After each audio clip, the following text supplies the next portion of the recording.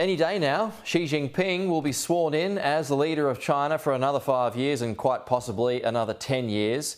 Joining us live now from Tokyo is the former US diplomat, Marine officer as well, Grant Newsham. Grant, good to see you this morning. Thanks so much for your time. So, yep, we saw Xi Jinping's speech at the head of the party conference this week. So any day now, it's likely that he's going to be sworn in. First of all, what did you make of his speech and what it means for China going forward once he becomes the leader again? Well, he was pretty clear about what he intends to do. It was a menacing speech. He held no olive branches out to anybody, and he was serving notice to the world that China is coming, and it's going to dominate. You saw him refer to Taiwan, and you saw the applause that he got when it came to that, and he fully intends to take it. As I say, it was a speech with no compromises, no accommodations for anybody. From here, we're going to see China really turn up the heat.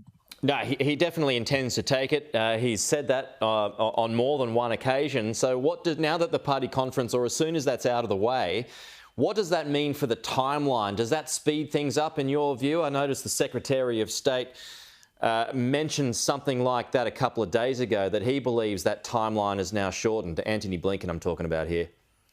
Yes, I saw the Secretary's statement. 18 months ago, it was all white rage and critical race theory and extremism. That was the problem. Now it's suddenly China.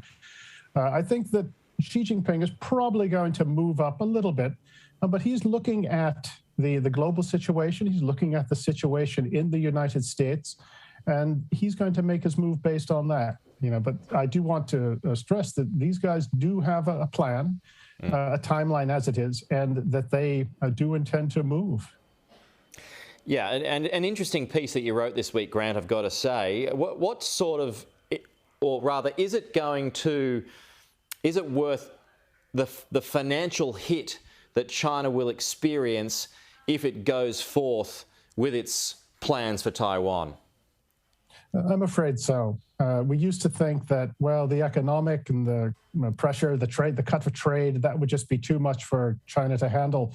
But they may think that one, they can take it. And you look at the upside risk of bringing Taiwan under Chinese domination, either by intimidation or outright attack. And look what you've done. You've broken the first island chain. And that's really the U.S., the free world's defense line in the Western Pacific.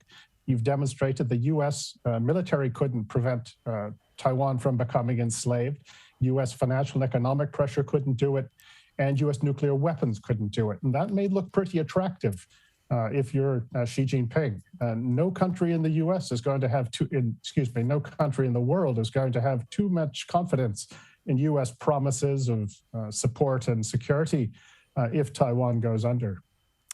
Do you think that they will have the support of Russia if it happens anytime soon? Russia obviously has its hands full.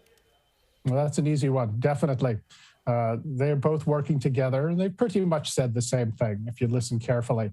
It's a partnership of at least like-minded people, even though they don't like each other all that much. But then, does Russia lose its Western Front to Ukraine? Oh, who knows? It's certainly complicate things for the Europeans, for the Americans, if you have something going on in the East. And I'm not sure we can handle it. We've been sort of hanging on by our fingernails just now. But if a two-front sort of war or conflict takes place, that's going to cause some real pressure, right, and difficulties for the West. You're in Tokyo at the moment, Grant. What's Japan's involvement going to be in all of this? I think Japan will have no choice but to get involved. They'd like to stay out of it. But you have seen a shift in mindset here in Japan in the last few years, and particularly in recent times. They recognize the threats that they face, the dangers, and they actually have gotten over this allergy to defending themselves. But they've just woken up so late that it's going to take a while to sort of bring their capabilities sort of up to where they need to be.